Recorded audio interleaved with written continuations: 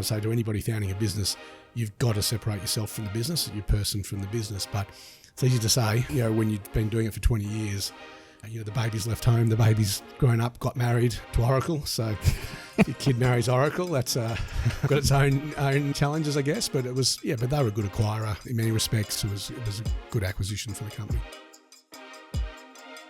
Hi everyone, I'm your host Rohit Bhargava, and you are listening to episode 195 of the Startup Playbook podcast, a weekly series where I sit down with successful tech founders, investors, and operators to unpack their journey, lessons, and insights to help current and future entrepreneurs. This is a special edition of the show. As you may have heard, a few weeks ago, we celebrated the 8-year milestone for the podcast, and to celebrate, we held an in-person event in Melbourne early this week, where we brought together members of our community to do a live podcast interview with returning guest Leigh Jasper. I first interviewed Leigh back in November 2016 when he was the co-founder and CEO of Aconex, which at that time had been publicly listed for 2 years and had a market cap of $1 billion. Since that interview, Aconex was acquired for $1.6 billion by Oracle, and Leigh has gone on to hold a number of roles, including Chair of LaunchVic, which is Victoria's startup government agency, Chair and co-founder of SecondQuarter Ventures, which is Australia's first secondaries fund, among a number of other board roles. To this day, Leigh continues on with all of those roles, and if that wasn't enough, he also decided to jump back into the founder seat as the co-founder and co-CEO of Firmable, which helps businesses make smarter decisions and outperform by letting them know more about their leads, customers, and candidates. Firmable recently raised a $9 million seed round led by Airtree. In this interview, we covered a lot of ground, including lessons from launching, scaling, and eventually exiting a $1 billion startup, Leigh's journey post-Aconex, given that he didn't want to sell the company, why founders should take chips off the table via secondaries, what's changed for Leigh as a second-time founder, and much more. Before we get into this interview, just a very quick thanks to our friends at Vant for sponsoring our event, to our friends at Linktree for hosting us at their incredible venue, and to members of the Startup Playbook community that came and joined us at our event in Melbourne early this week. All right, without further ado, here is my interview with Leigh Jasper.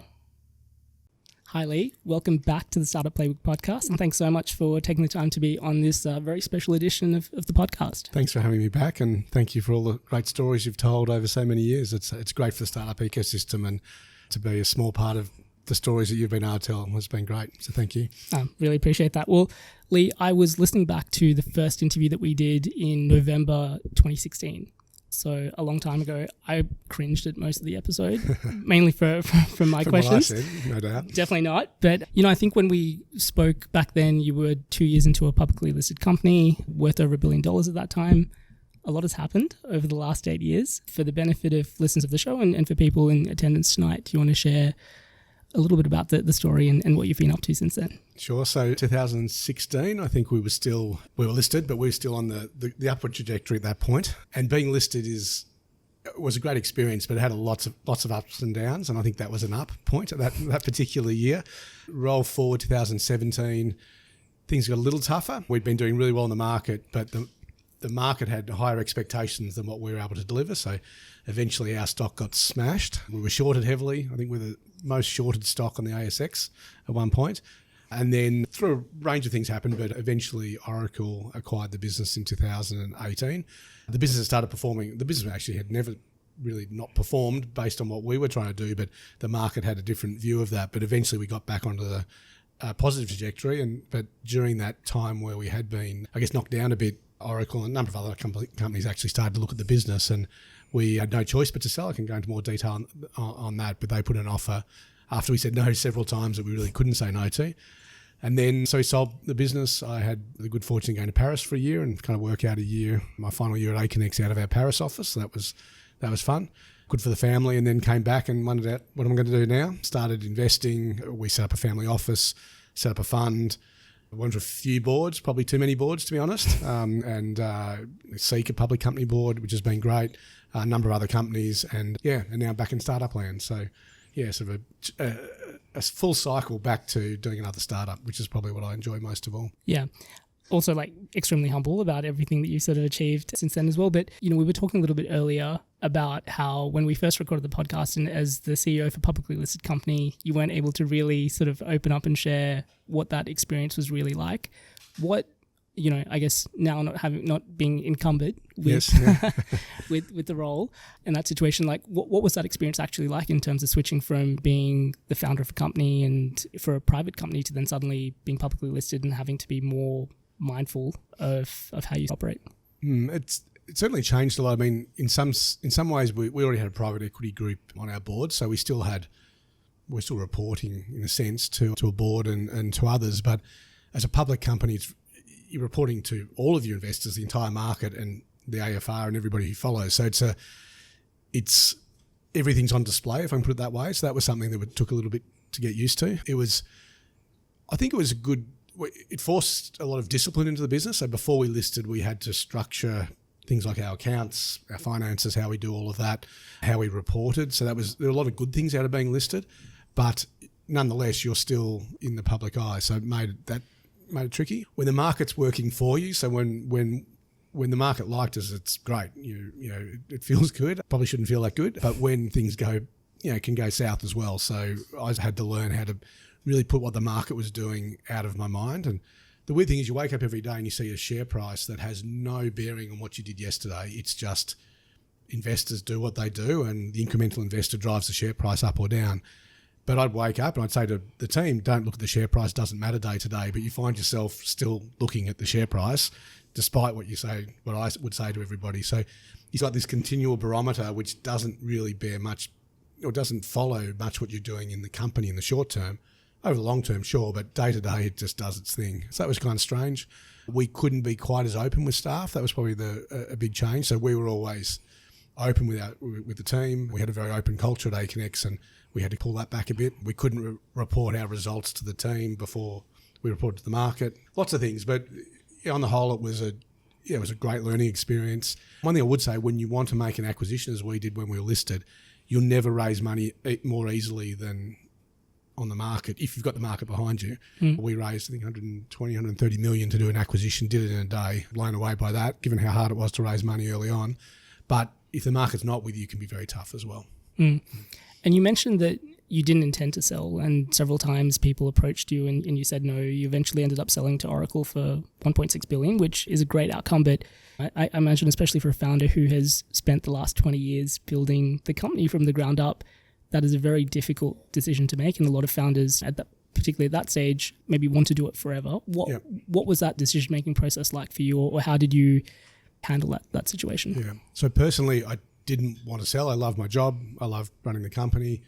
I like what we were doing. I thought we were only just getting started in digitising construction projects. And there's still a long way to go in that industry. So I didn't want to sell personally, but we had a responsibility to our shareholders. So as CEO and as a board member, I had to really put what I wanted to one side and say what's in the best interests of shareholders, and ultimately got to the point where Oracle was putting a 60% premium on our share price. So it's pretty hard to say no when the offer's that much above what we were trading at. And we took a view as a board that was the right thing to do. I thought they'd underpriced the business. Of course, I would say that as a CEO and founder, but it was a fair price. And look, a year or two later, it didn't look so fair because the market took off in SaaS, but maybe it looks fairer now. But at the time, it was a very fair price for where we were trading and what we were doing. And we felt it was the right thing to do for shareholders. So despite what I wanted, and then it was, I tried to, over the years, I may have said this, I certainly said in another podcast, and I may have said this, that I tried not to be too attached to the business, and that you try and set your identity up separate to your company. So I say to anybody founding a business, you've got to separate yourself from the business, your person from the business. But it's easy to say, when you've been doing it for 20 years, the baby's left home, the baby's grown up, got married to Oracle. So if your kid marries Oracle, that's got its own challenges, I guess. But but they were a good acquirer in many respects. They were a different culture to ours, so that was a challenge. But in all other respects, it was a good acquisition for the company. And as you mentioned, you had to pull back on being as transparent with the team, which, from what I understand, the company culture at Aconex was incredible. I did speak to Paul Perrett, who was the COO at Aconex for a long time, and is also your co-founder at your new company, Firmable. He told me about a story about when he was coming in to sign his contract. You actually told him, by the way, before you sign, you should know that we may not make payroll next month.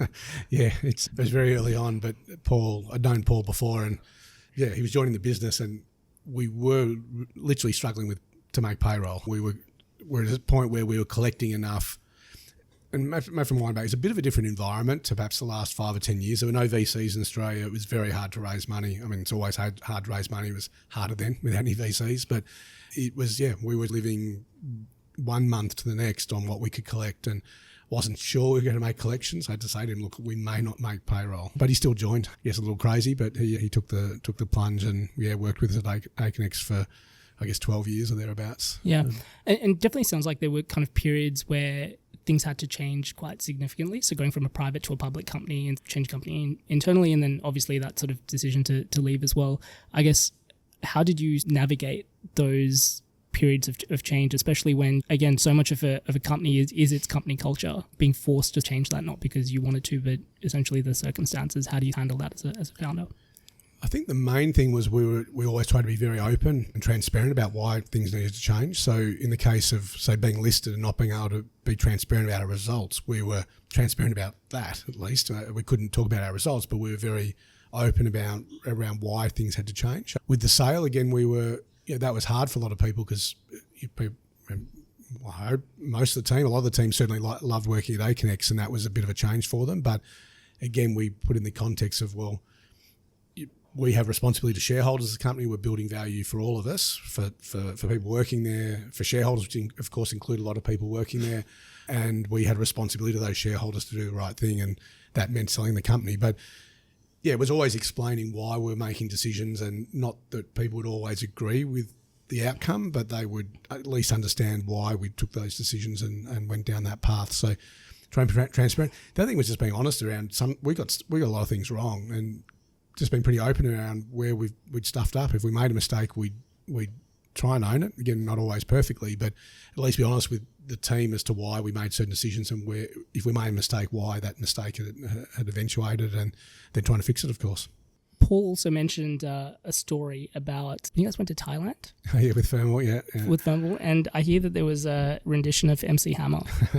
So I'm showing my age here, but we went to a Thai dinner, and it's like a bit of a show thing, and they put us in Thai pants, which are nothing like MC Hammer pants, but a lot like MC Hammer pants actually. They're big and baggy, but obviously Thai pants versus whatever he was wearing. And anyway, somebody put on the MC Hammer music, so I had no choice but to try and do a bit of hammer time. Not very successfully, but at least people could laugh at how bad a dancer I am.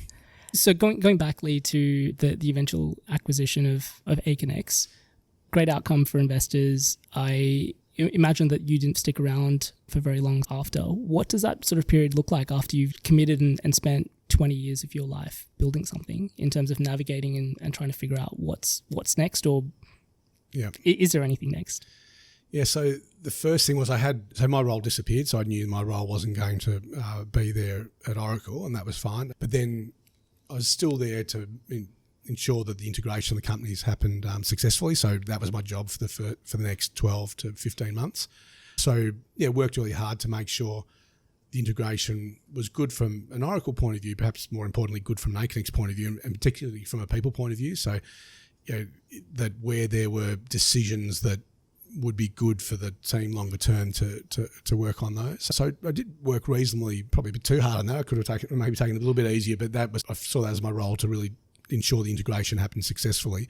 Was able to go to Paris, as I said, so that gave me a little bit of, I guess, a break in terms of not so much a work break, but at least a different environment to start to think through what I was going to do next. Probably the mistake I made, if I look back, was starting to get into things a little bit too quickly. In hindsight, it would have been good just to have a few months where I did nothing, but that's not how I'm wired. So already while I was winding out of Aconex, I was winding up into other things. And so I started thinking about what next. Probably wasn't ready to go straight back into a business, and I probably didn't quite appreciate how much I loved building a company. So I thought I'll go on a few boards and help companies and be a bit more helping, coaching, but not actually doing. And I realised I actually kind of like doing. So. Yeah. I think you kind of mentioned something that's actually really important. It's something I definitely struggled with after my first company. Was so much of my identity was tied to what I did. And a lot of the time, especially what we do for work, is who we are as people. Yep. It's one of the first questions that people ask us. You mentioned that one of the things that you tried to do was not disassociate, but have a separation between work and who you are. Yep. Any advice to founders that, in terms of how you think about that or approach that, or how they may be able to apply that for themselves? Yeah, a few things. I remember, so Craig Winkler, who founded MIB back in the day and became part of Xero, I think it was him, he said to me at one point, and he was a bit of a mentor over the years for me at Aconex, just remember it's just a job. Like, remember what you're doing is a job. So trying to put it in the context of, yes, I founded a company. In a sense, it's my baby, but it's still just a job. And to try and separate it from being... But the other thing is having lots of things to do outside of work, whether that's... And it'll be different for different people, whether it's family or, it could be sport, faith, whatever it is. But whatever you do outside of work, to have some other things that define who you are. So it's not just work. And probably say to any founder, no matter how fast you think the world's moving, it's still a marathon. So most successful companies didn't happen in 2 or 3 years. Very rarely that, it does happen sometimes, but very rarely. Most companies, it's a 10, 15, 20-year journey. In the case of Aconex, it's 20 years. So you've got to be able to sustain yourself over that period of time. So I think having other interests, just things that you put yourself into outside of work is really important.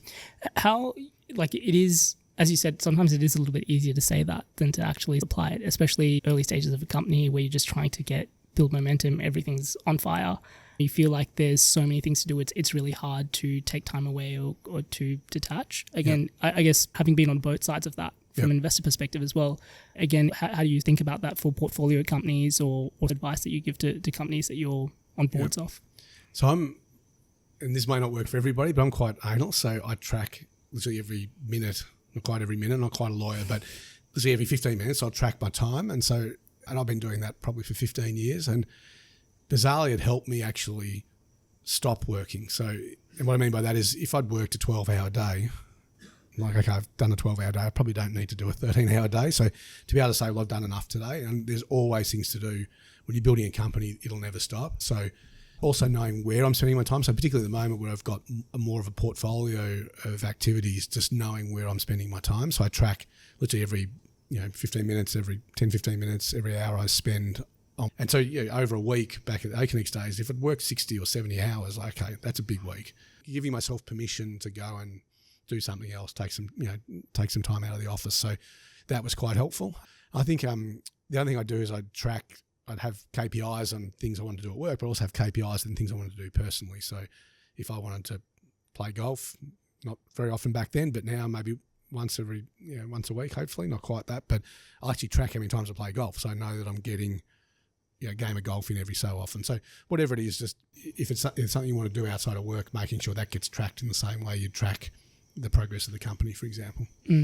I imagine the intensity of that would have been at its peak while running Aconex. I guess when you left, was there a switch? Like, did you still track your time in the same way? Yeah, still do. I haven't stopped doing that.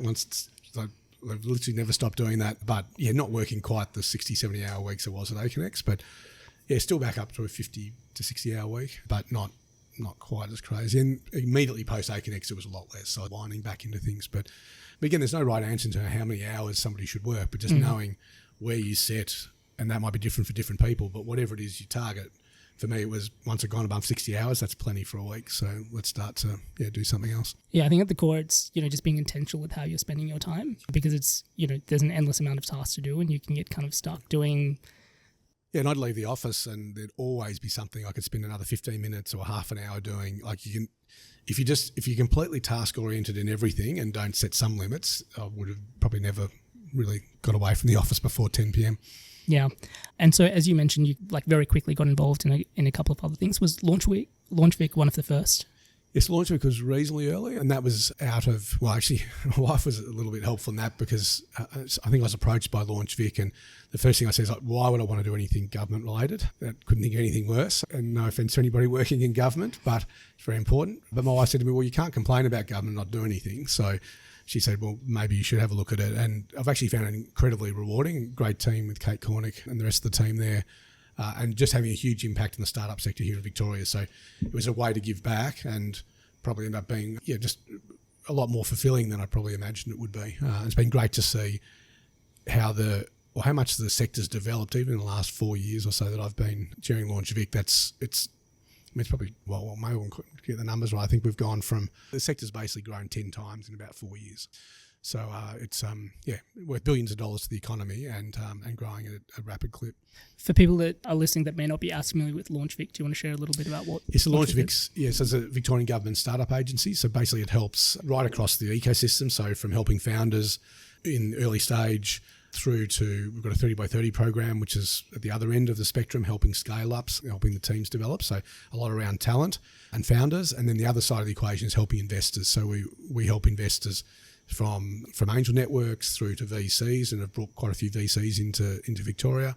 And then we also run some funds that invest alongside the private sector. So really catalysing the private sector to keep investing more into startups. So trying to help right across the ecosystem to develop more startups and more successful startups here in Victoria. Yeah, and obviously personally very grateful for LaunchVic supporting Playbook Ventures as well as one of the recipients for the Angel Network grant, which is, I don't know if we'd be existing and continuing to invest. We've invested in a couple of some great Victorian companies and sort of companies across Australia. So doing really important work that gets seeded across the ecosystem.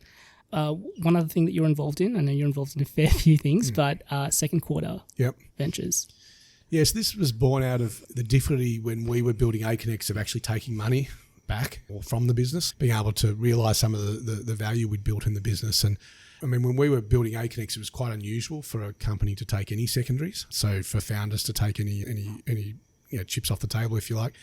So we actually did do that through when an American investor invested in the business in Aconex. We had some secondaries part of that, but it's pretty uncommon in Australia. So post Aconex thought there was a real opportunity to build a fund that was, its sole job was to provide secondary into the market. So that could be buying out early investors, could be founders, could be staff. And we found it's been really successful because that wasn't there. And ultimately what we're trying to do, firstly make money for our investors, but secondly just increase the velocity of capital through the system. So if an early investor can get some money back from a startup they've invested in, they can invest in the next startup. So just about increasing that throughput of investment in the system. And we've invested for everything from Canva all the way down to smaller startups. It's been a great fund. We've got $200 million under management now, and just great at helping founders sometimes maybe buy their first house or put a deposit on a house. An early investor said recycle it, and maybe a staff member of one of the companies being able to, similar thing, put a deposit on a house, take some money out of the company. So. I know I've heard you say previously that taking some money off the table actually helps founders take more risk in the right way. Yep. Again, do you want to share some perspective on that? Yeah, well, through the Aconex journey, at one point, you've got a business that at that stage had grown, and you go, well, I've got a reasonable amount of wealth tied up in this business, but I can't access any of it. So in the time we took some secondaries, we'd been at it for probably 8 years, Rob and I had been. So it's 8 years of work to get to that point, and your family, not that anybody was complaining, but you don't want to sort of get to 8 years and go, well, I've got nothing actually. That the family sent me work all the way through, and we haven't bought a house yet or anything like that, or even put a deposit on a house. So it was, so I think that it's really important to de-risk it a little bit from the point of view that the other people you got in your life, like your family, but I think it also helps you say, well, everything's not sitting in the business. So I didn't mind risking trying to grow Aconex even faster because I'd taken some money out of the business. If I hadn't been able to take some capital out of the business, I would have been more inclined to say everything's tied up in Aconex, I can't possibly risk it. So it allowed us to, in a sense, swing for the fences by being able to take a little bit out along the way. And from your perspective, like, when is the right time for founders or even early investors to think about secondaries? It's getting increasingly early. I think some have seen very early, and clearly if you haven't yet got a product to market, that might be a little bit too early. But we've seen companies that they've got a product to market, they've done several rounds, valuations really stepped up. To take 5% of your shareholding out of the company is not going to change really the company or how you're building it. So I think if it's modest amounts, I think once the company's at a stable position, has been through a few rounds, could be a good time to do it. And I would say actually one of the downsides of being public was very, very hard to sell stock. So if you're the CEO of a public company, you almost sell any stock because it just gives even more ammo to the shorts to say something's wrong. So the short sellers to say something's wrong. So we also took some money out pre-IPO, or as part of the IPO, took some cash off the table then. So you just got to think about when you do it. But I think as a private company, it's not a bad thing to take a little bit of capital out. And is that, from your perspective, is that generally like a one-time thing, Series B, Series C, or is that something that continues for every funding round that a startup raises? So it depends on needs to some degree, but I think there's nothing wrong with doing it several times. I think most people, if they do it once or twice, is probably enough for them to set themselves up from a lifestyle point of view. Nobody's going and buying a yacht and, well, I don't think too many people are going and taking a secondary to go and buy a yacht and sit on a beach, but if it's being put towards something that stabilises somebody's life, I think that's a good thing. Yeah, I was about to say, I guess the counter to that is that someone buying a yacht. I guess, how do you balance that out from an investment perspective, or I guess specifically from a second quarter investment perspective? Yeah, I guess we're not really, how should I put this? We're not checking exactly where any capital that we invest or we buy out somebody, where that's going. If somebody put into a yacht, we probably wouldn't know. But we want to get to know the founder, and we want to understand that they're committed to the long-term journey of that company. So if they're taking money out to exit, that's very different from somebody who's taking some money off the table, but with a view to continuing to build the business. And a lot of it comes down to people. And if we trust the founders, I don't think any founders we've invested in have ever gone on board a yacht, or at least a big yacht, maybe a little dinghy somewhere. But it's all about the people. And if you trust the people, I think that's always been how we've approached it. We're going to take a very quick break from this podcast to talk about an important issue, which is the growth of your business. Specifically, how long sales cycles when selling to large enterprise customers can slow down progress for so many startups.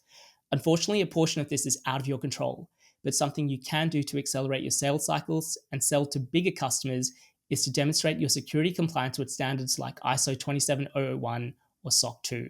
The problem is that achieving compliance can be a big distraction and a large financial and operational drain for your company. Thankfully, our partners for the show, Vant, can help with this.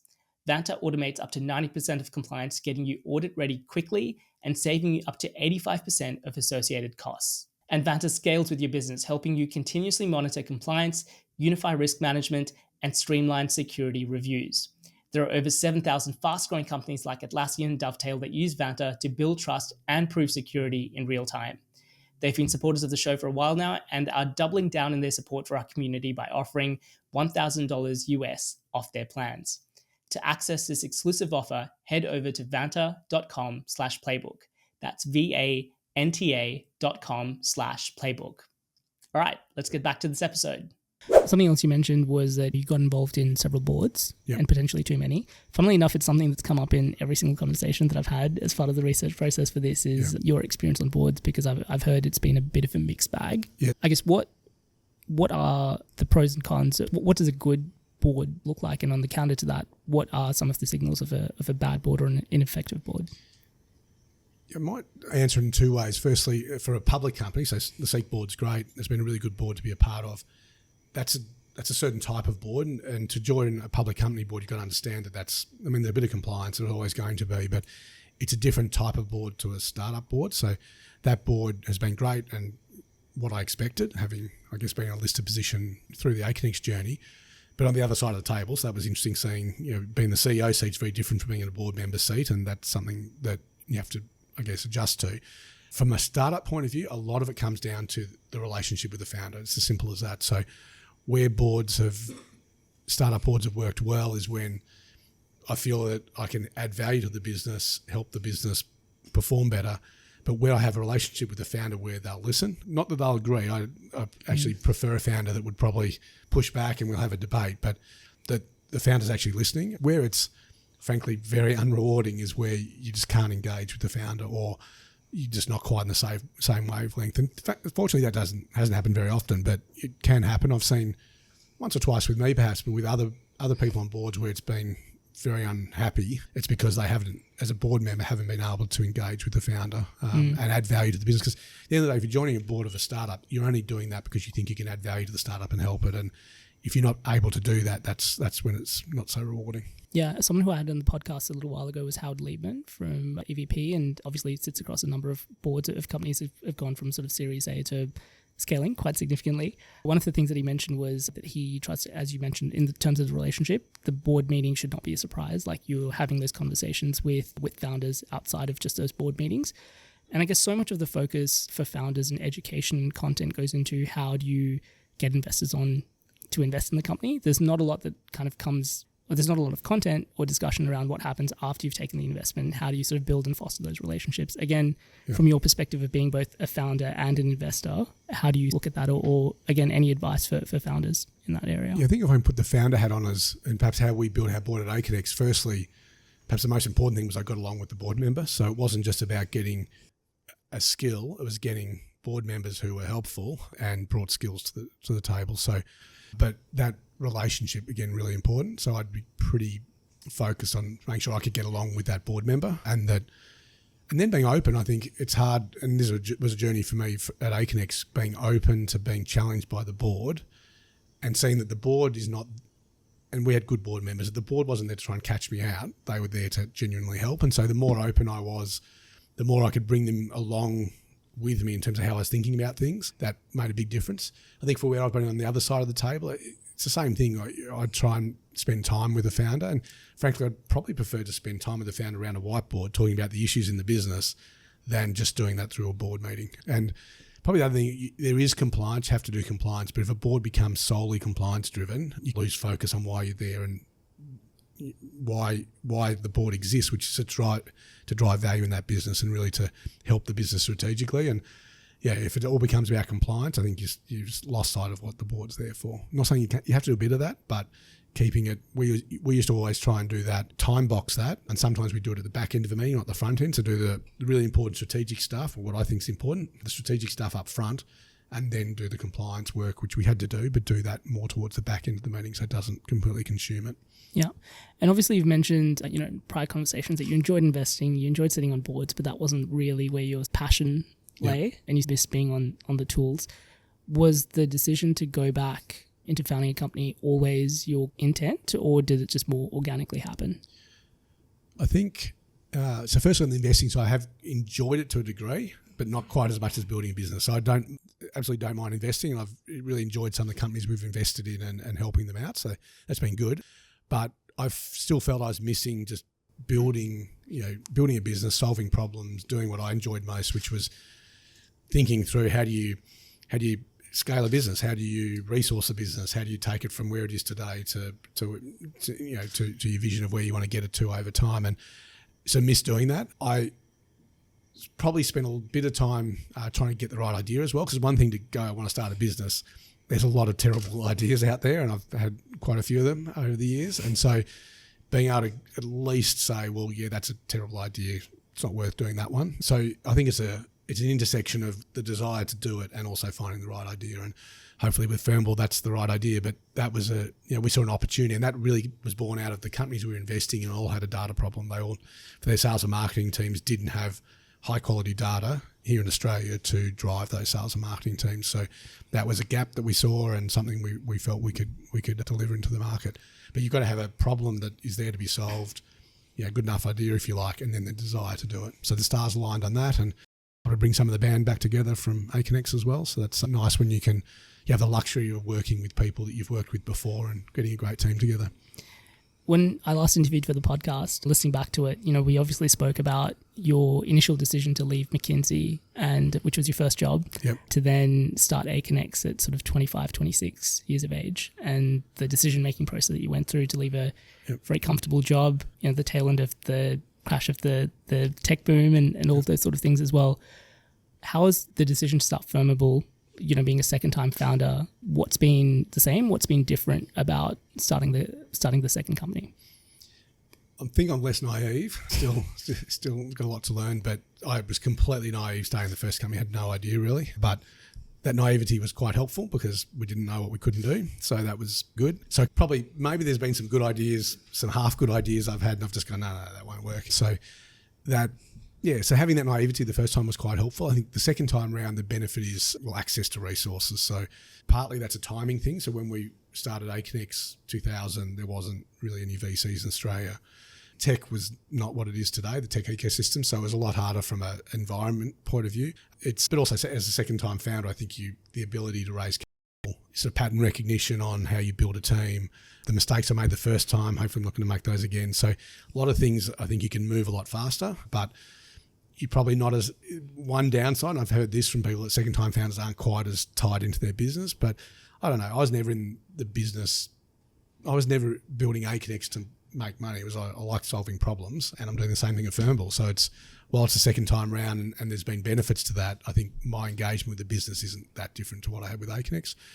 Probably not working quite as many hours on it, but I can leverage my time a bit more effectively now. So.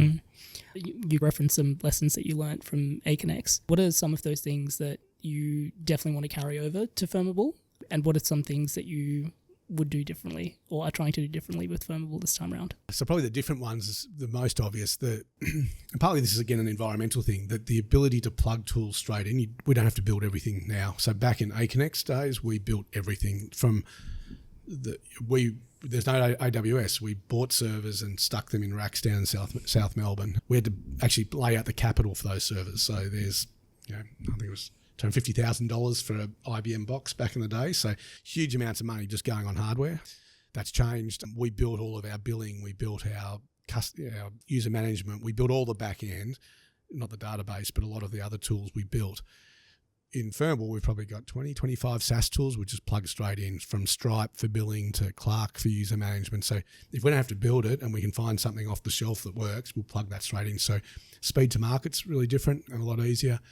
I think on what we do the same, the people side, I think you still need people and you still need great people. And so we're focused a lot on the culture, as we were at Aconex, getting good people into the team, hiring, thinking really carefully about how we build the team and who we hire into different roles, and probably hiring ahead of the curve. So we did that at Aconex, and we're doing that in Firmable as well. Raising enough money, probably another thing. We were constrained in many respects at Aconex, but relative to our competitors at the time, we raised a lot more money. So I think the ability to raise more capital than you need. It's funny, I see a lot of founders who raise, they need $2 million and they raise $2 million. We always raised a bit more than what we thought we needed, and we never regretted that. So I often say to a founder, if you're going to raise 2, raise 3. If you've got it there, if there's demand, if you're raising 10, raise 15.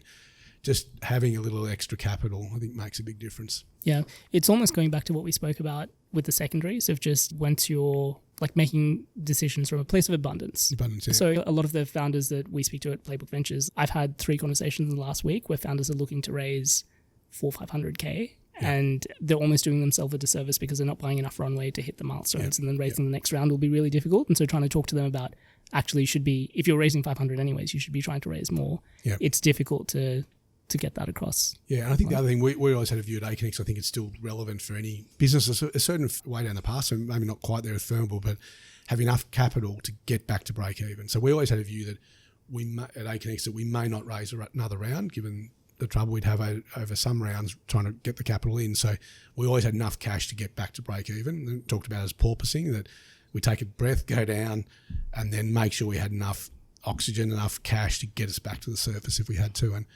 we sort of always had that as a bit of a plan B in the pocket, that we could always pull out and get back to break even. I think in the heady days of, we didn't know, but coming into COVID 21, 22, people were raising money easily, and I think sometimes people lost sight of being able to get back to break even. That's of course changed. But even with Firmable, if we needed to, with the capital we've got and the runway we've got, we could bring that business to break even if we had to. But we'll obviously keep building it, and we hopefully won't need to do that too soon. But if we did, we've got the ability to do that. And obviously with Firmable, you went on to raise a $9 million seed round. Yep. As you mentioned in a previous chat, you could have self-funded the business, but you decided not to. I guess, what was that sort of fundraising journey or decision to fundraise initially? And then what did that look like in terms of picking the right partners, and what were you specifically looking for to bring on this journey? Yeah, I think the first thing was we could have funded it to some degree ourselves or through people close contacts, but I think it's good. I think it's good to have an investor to the discipline around the company, and good investors will bring that discipline. So it's one thing to, perhaps bizarrely, it's one thing to lose your own money. I think it's worse to lose somebody else's money. So having the times I was most stressed at Aconex would be the day after we'd raised a round, and I wake up the next morning, it's like, oh shit, the treadmill's running a lot faster now. We better not screw up. And so it was, and I literally have a few sleepless nights after we'd done a round, because now I had other people I was responsible to. But I want that discipline around how we build Firmable, that we have to build a business that's, has a strategy, has a clear vision on what it's trying to do, is executing against that. Yeah, so somebody that would, in terms of looking for the right partner, then is somebody who would bring that to the business. And the reality is there's a lot of great investors in Australia now, and we happen to go with Airtree, but frankly there's 2 or 3 other investors, maybe more, that would have been great as well. But we, for a couple of reasons, liked Airtree for this particular business. They've got a lot of experience in B2B SaaS, in data-driven businesses, so that was something that was good for us to bring on board, and John Henderson's been great as a board member. Yeah.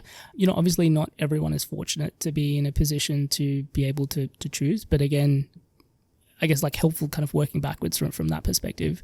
From your perspective and from your experience with Firmable, raising capital the second time around, what are things that, again, advice that you would have for founders that are potentially going through the fundraising process? What are things that they should look for in investors that they bring on? I think supportive investors is probably so people can bring advice, but are supportive of you as well. So you have to have that chemistry. I think if you don't, you need to get along with the investor. They need to be supportive of what you're trying to do from a company point of view and your vision.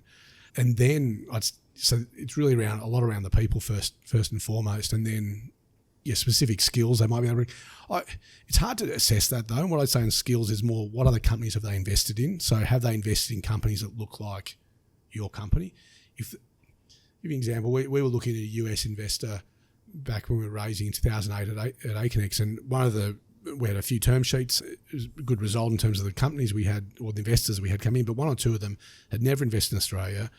We were going to be a small check for them in one case or a big check for them in another case. So you don't want to be completely outside of their swim lane or their sweet spot when they're investing in your business. And so we always tried to find people that got what we're trying to do. So they'd invested in B2B SaaS. Back in the case of Aconex, it was somebody who actually invested in a construction technology business, so they got what we're trying to do. Similarly with Airtree, they've invested in a lot of B2B SaaS, a lot of data-driven businesses, so that gives us comfort they understand what we're trying to do. Obviously, I would say like a lot of founders who are very early in their journey, their dream and their goal is to get $1 billion exit under their belt. That's kind of the big tick. You obviously already did that and had a 20-year journey with Aconex. I guess there's almost like never enough money, but again, from a lot of people that I've spoken to that know you quite well, money isn't really the driving motivator for you. No, yeah. What is it that sort of drives you, and what is it that made you want to get back into the crazy founder seat again? On the horse. Again, solving problems, I think building something new. What's really interesting with Firmable actually is being back in technology and building something new in technology when everything's changing. And so Aconex was fortunate to be I'm showing my age here, but was early 2000s, internet was still pretty slow. I mean, people were using dial-up modems when we started Aconex, so that was, we started to see fast internet, which we wouldn't have been able to build Aconex without, and then cloud computing, and rode that wave. We had another wave of mobile computing. So once people started to get iPhones in their pocket, that really changed things. So we tried to do like a defects product on a Palm Pilot. It was terrible. It was better than nothing, better than a piece of paper, but it was terrible because you had to take it back and sync it, and it was a pain in the ass. But when the iPhone came along, completely changed mobile computing. So we were able to then ride that wave, and that was this big discontinuity like the internet was. And I think that it's the same with what's happening with AI and large language models. And so we're using at Firmable, using large language models to assemble a lot of the data that we're crawling, sites, websites, we're crawling the web and pulling data in, then using LLMs to interpret that data in a way that you couldn't do 3 years ago or even 2 years ago. So being able to use the latest technology is really interesting. So that kind of gets me out of bed every morning when I'm getting to learn entire new set of technologies that haven't been around for that long. So that's quite exciting. I'd say actually when we started Aconex, nobody really knew the internet. So it changes so quickly within technology. If you can get it on the right side of a wave, a discontinuity coming through the market, there's huge opportunities. Yeah. And it's interesting because another theme that kind of came up from everyone that I spoke to was you're very good under a crisis.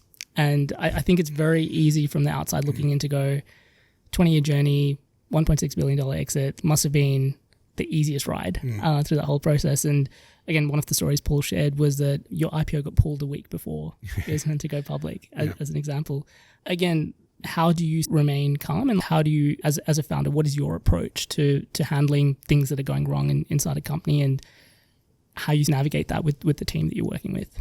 Yeah. Look, I'd like to say it's planned, but sometimes, I wouldn't say I've always handled it well, but I think generally it's trying to put the problem at the moment in the context of what's happening more broadly with the company. So in the case of the IPO, that was, literally was pulled. We had gone through investors, spent 6 months, probably longer, putting together our prospectus. That's a real pain, trying to, going through everything in the prospectus. We had to verify everything. It was a really tough process. Got through that. Went and spoke to a whole lot of investors, really good response. Bankers, yep, all good. We actually had a president's club. So another good thing we did at Aconex actually for a sale, if you've got an enterprise sales team, having a president's club is a great way to incent sales team. That's a vignette for another time, but that's probably the best thing we ever did in terms of incentives for our sales team. So I had to go over to Italy, go over to Sicily. So it was a tough trip, but we'd done the IPO, so the roadshow, everything looked good, finished in Hong Kong, flew to Sicily, feeling good about everything. Wake up on the Monday morning, happened to be in Rome with my wife in a tiny hotel room next to the Trevi Fountain, I think. And it was just, I don't know how we ended up in such a small hotel room, but I had nowhere to sit because my wife was still in bed. So I was literally sitting on the loo in the toilet. It was the only place I could take a call to hear how the IPO, how the book build went. And within 10 seconds, it's just gone to shit, basically. So they didn't get coverage on the IPO. The bank said, we can't list you. So we've been working to this for 6 months. IPO's pulled. And I'm flying back. Thankfully, my wife was with me. Might have jumped out of the plane, but on the way back, just sort of tried to put it back into context. And it's like, okay, well, we've built the business to here. The business hasn't stopped. We just keep working on it and just see what opportunities present. And what then happened within the space of a week or two, we were able to, Fidelity was keen to still invest. Through discussions with them and a couple of other investors, we're able to then resize the IPO and get the company out to a listing. So there's always a path through, I think. We were close to getting out of business a lot, running out of money. We had, the financial crisis. Then we had, before that, there's all these different, we had the Asia crisis. We had the Asian financial crisis. So these different financial crises over the course of the business that, in the case of construction, that often means projects stop. So we'd been through sort of some ups and downs and worked out that often there's a way through and you work it through. You sort of problem solve it and go back to not worrying about the specific issue, but putting it in the broader context of the business. Yeah. And how do you, I think one of the more challenging parts of that as a founder is how much of that do you share with the team? So as you mentioned, one of the big tenets for you is being transparent with the team, but you also may not want to share everything with the team. So how do you, what's your perspective on drawing the line and on transparency and openness when it comes to every single thing that's going on in the business? Yeah, it's an interesting question because I think being as authentic as you can with your team is really important, but that sometimes means you can't always be 100% authentic, is I guess what I'm saying. That if I'm going through if I know something's going terribly with the business, I don't necessarily need to share that with everybody all the time. So trying to balance that up, I think if somebody asked, I'd probably be reasonably honest, but and we talk openly about issues with the business, but I wouldn't share every single issue I ever had with the team. If somebody asked you, maybe. I guess with how far you go down through the business as well. So the more I could share with the executive team, for example. So we were pretty open within circles within the team. So a really tough problem I wouldn't handle that on my own. I'd try and bring it to the team and make sure we're all working on it and bringing our respective views to a decision. But yeah, it is hard. I think being authentic is really important, but the reality is, practically, you can't always be 100% honest about everything. As you said, having the right people around you is really important. So obviously, Rob, who was your co-founder at Aconex, something that's slightly different for you with Firmable is that you've got a co-CEO now. What, if anything, has changed in the dynamic or the way that you approach things with a co-CEO role versus a more traditional structure? Well, Rob and I, in the early days, we started as co-CEOs, so we went through that process. Rob, for a range of reasons, those roles were separated in terms of Rob running product and me running the business. So that worked at the time. The reality was, though, Rob was always very much, any important decision was always made in conjunction with Rob. So he was used to working with another, with Rob as an equal founder of that business. In the case of Paul, we work closely as CEOs and COOs, so I know what it is to work with him. I think also given our other, we do have, if we're 100% on the business, it might be different, but we're not quite 100%. So having a bit of coverage is good anyway. But so far, so good. Ask me in 5 years' time. But we also, when you've worked with somebody for as long as Paul and I have, and actually the team that's worked with us, we know how we divide responsibilities. We know where we challenge each other in a good way on different things. So yes, it's worked really well. Yeah. And Leigh, I could talk to you for hours, but maybe final question for me before we turn over to the audience is, obviously, you've played so many different roles across the ecosystem and are really supportive of the next generation of founders coming through. I guess, what are you, and now you're back as a founder yourself as well, I guess, what are you excited about and what do you wish existed more, or how Australian startup ecosystem? So I guess from an overall market point of view, really excited about just what's happening in technology. I don't think it ever slows down. I think it's just accelerating, if anything. So I think there's always going to be great opportunities for businesses that want to build great products to take to market and great companies around those products.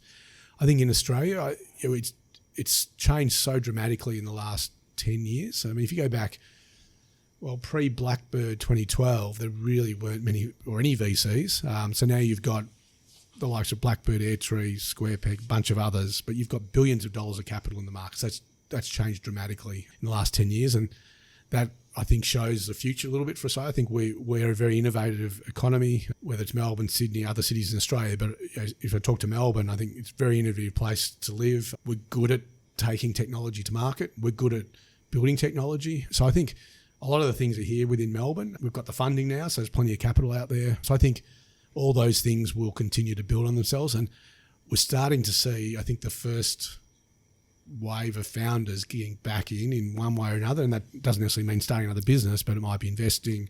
You see the Bassett's from Seek. Paul goes on to start SquarePeg. You've got Andrew running the Seek Growth Fund. Now he stepped back from being CEO there. You've got the likes of Craig Winkler going to zero. I mean, there's a lot of people who are giving back into the system. And I think we've been really lucky in Melbourne to have some great tech businesses, and now they're giving back and great leaders within those businesses giving back into the ecosystem. I think there's another wave coming, and those waves, I hope, will just keep building. So we get this virtuous cycle that just keeps creating value and great jobs, great companies to work in. You would have heard me say many times on this podcast before that I am such a big believer in surrounding yourself with the right people. And that's why I'm delighted to partner with Sender. Sender is the OG startup accounting firm in Australia, catering to all stages of your business life. If you're busy running a startup, you don't always have the time to balance your own books or do forecasts, and instead you can fully outsource your finance function to give you the time, energy, and resources that you need back to do what you do best, which is growing your business. They have a dedicated focus on founders, funders, and startups, and have an experienced team that can help you with everything from managing your tax to balancing your books to even helping with your exit strategy. I trust and use them with all of my businesses and can't recommend them highly enough. To find out more or to speak to Gareth and the team, head over to sender.com. That's SCENDAR.com. All right, let's get back to this episode. So we might open up to audience Q&A now. So if you have a question, I think we've probably got time for maybe 2 or 3 questions. Put up your hand, say your name and your question. I'll just repeat it into the microphone so it's included into the podcast as well. Question from Scott Phillips is, do you still have a stake, investment into Aconex? And if so, or even separately to that, what would be your vision for the company with the new sort of ownership structure under Oracle? So I'd love to, but the reality is, short answer is no. So we don't. With Oracle acquiring the business, we stepped out. Now I still hear from time to time what's going on get little snippets, but the reality is I'm not involved in the business anyway. So that's weird too. Like it happens when you sell a business, but it's not just like your kids married Oracle, but your kids married Oracle and you never see them again. So it's a little unusual, but that's the reality. So that's not a fault of Oracle's. That's what would happen in a lot of businesses.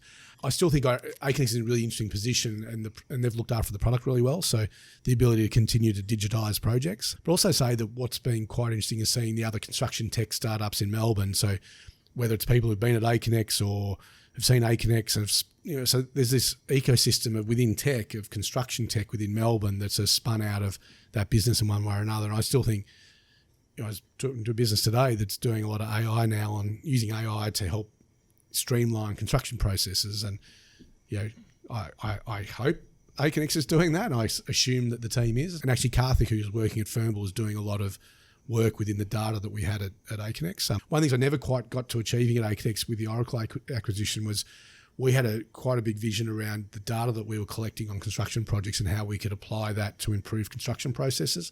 And so Karthik did a lot of work after I left, continuing to follow that path, that work. I think Oracle's still doing that. But yeah, the amount of data that we were producing, we had projects that were 40 million documents on them. So that's just the documents, let alone the correspondence and all the tasks and everything else. So yeah, some massive data sets there that are still being used in interesting ways. Interestingly, it reminds me of something that you mentioned in a separate conversation, was you're not a little bit burnt off by construction tech, but like almost having spent that time there, it's not, you almost know too much to jump in again.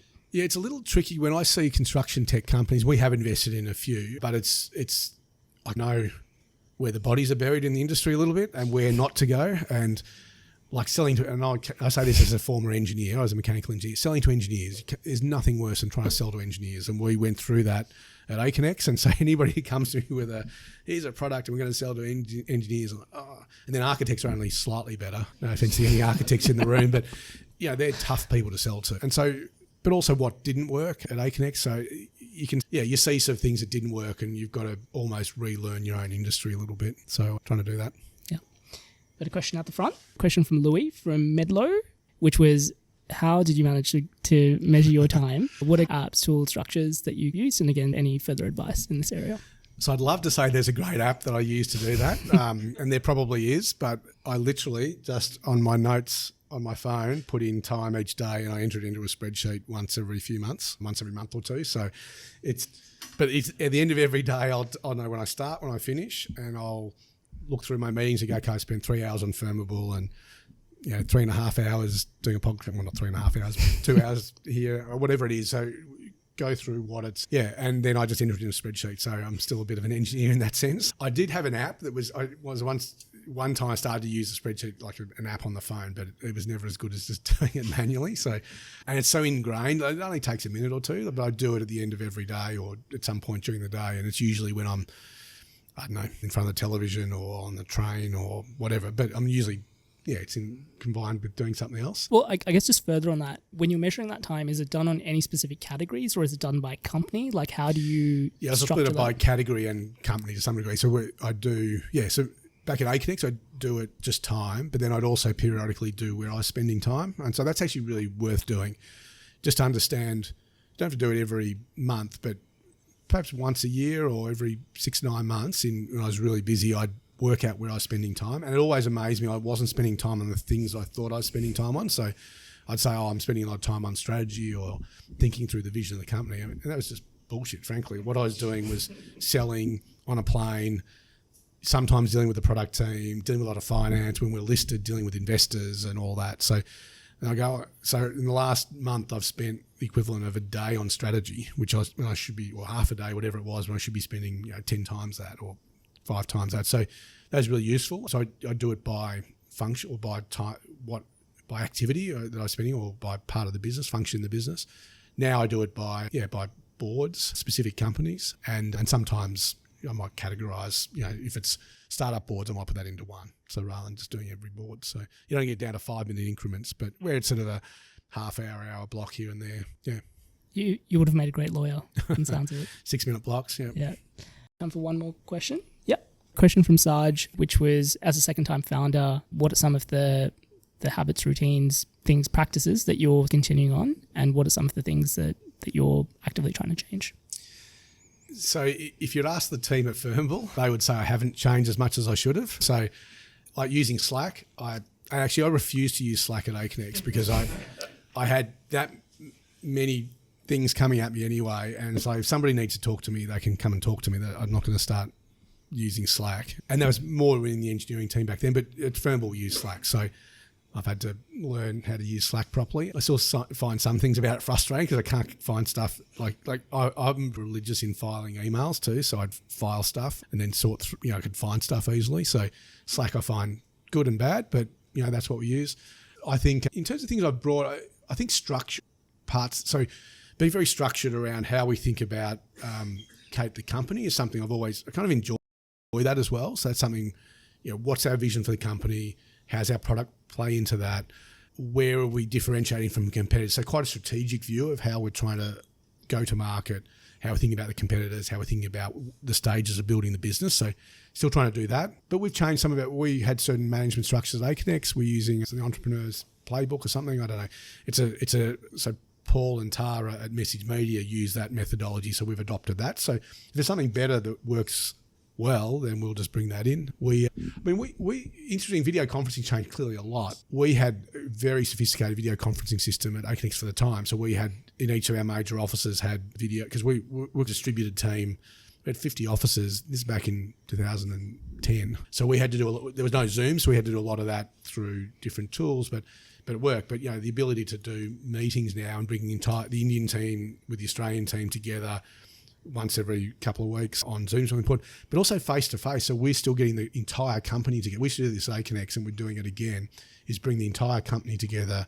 So we're doing that probably every 9 to 12 months, 9 months at the moment, but a couple of times. So the entire company we did in Bangkok, and then we've done the senior team to 3 months before that or 4 months before that. So really making the time for people to get to know each other. And I'd love everybody to be in the office all the time. Again, I'm a bit old school in that maybe, but that's fine that people are remote. But then it's even more important, I think, to bring everybody together periodically, just to build relationships. I think as a startup, you need to, this is what Friday night drinks used to do for us at Aconex. So the amount of work that got done on a Friday night drinks where teams aren't talking and then they have a couple of beers and they resolve a problem. So we were very, very proactive in making sure Friday night drinks happened. Maybe that's Thursday night drinks now, but it's not quite as often as it used to happen. And that's one thing I lament a little bit about how things have changed, that we'll still have a drink, but it's probably once every 2 or 3 weeks, not every week, that we used to do at Aconex. But I think that'll probably come back a bit as more people come back into the office. But certainly investing in the team, investing in time together.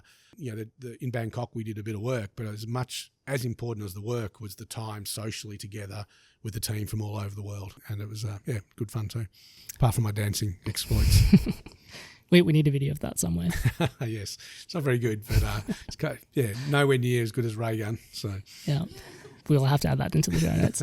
Leigh, speaking of time, thank you so much for making the time and for all of the time that you spend into supporting founders and across the ecosystem, and for being so generous with your time this evening and sharing your experience and insights. It's been an absolute pleasure having you on. Right, thanks, and thanks to all of you. Great to chat to you.